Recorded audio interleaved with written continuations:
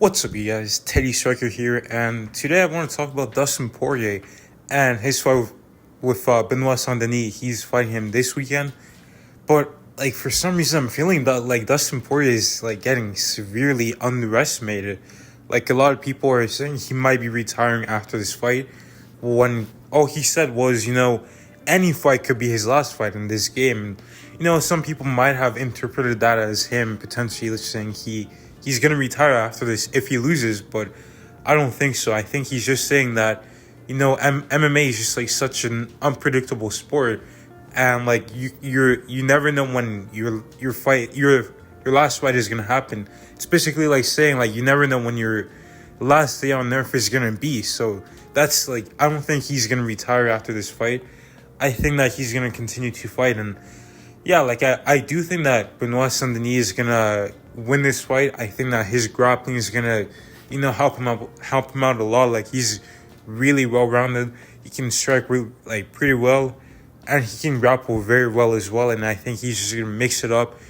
Get Poirier thinking about the striking, and then go for a single leg takedown or something like that. Just put that pace on him.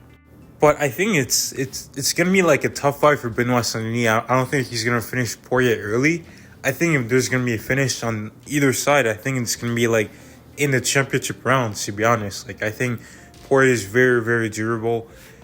Benoit Saint-Denis, he's super durable as well. His only loss at welterweight, he took it on short notice, and he was getting beat up in that fight.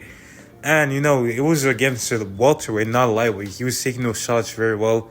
Obviously, that dude wasn't the striker that Dustin Poirier is, but yeah, Dustin, I feel he's got a good chance of winning this fight.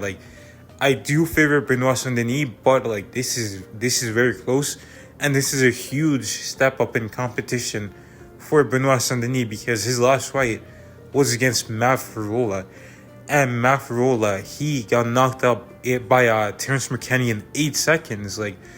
I know that's that's not the best representation of who Matt Fiorella is, but he's not like Dustin Poirier. Dustin's miles ahead of this guy, and Poirier, he's been he's fought everybody. He fought Khabib, Conor McGregor, Oliveira, Gaethje, Max Holloway. He fought all these guys, and he said some he's won against a lot of them. Obviously, he lost a few, but he's still one of the best. In my opinion, he's one of the top 5 best lightweights of all time.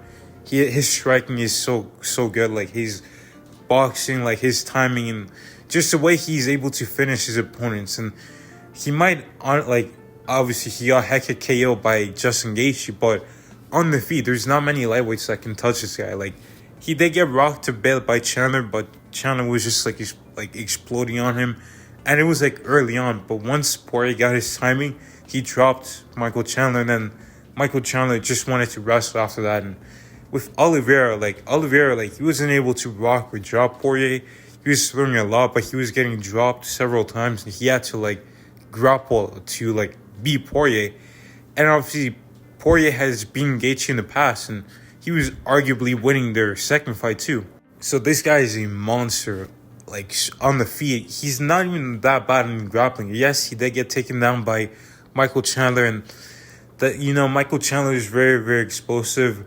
And yes, he did get taken down and finished by Khabib, but Charles Oliveira, he was another good grappler, but he wasn't able to take him down. Poirier was able to stay on his feet, and Oliveira had to get the submission, basically a standing submission. And also Dustin Poirier is training with Mateusz Gamrot. I don't know how long he's been training with him. I think since about 2022. I'm not exactly sure, but yeah, he's been training with Gamrot quite a bit, so I'm expecting his grappling to be sharp in this fight. That's why I think that if Benoit is going to win, I think it's going to be later in the rounds. Because I think early on, Poirier is going to be strong. He's going to be able to defend those grappling attempts, and he might even start piecing out Benoit Saint-Denis. But the thing about Benoit Saint-Denis is just how relentless he is. He's going to keep attacking you. He's going to force exchanges and things like that, and he'll mix it up really, really, really well. Just how he did with Thiago Moises. He was able to strike with him really well, and then when Moises would try to strike back, like, he would go and take him down. And Benoit has some really great grappling because he submitted. I actually, don't quote me on that. I think he stopped Ismail Bonfim either by TKO or by rear naked choke. I can't remember. But Ismail Bonfim, like, if you guys don't know, like, Gilbert Burns, when he was like training in Brazil, he was hearing about these Bonfim brothers, Ismail and Gabriel Bonfim, and he was saying that those guys were like absolute studs on the ground, as Dana White would say.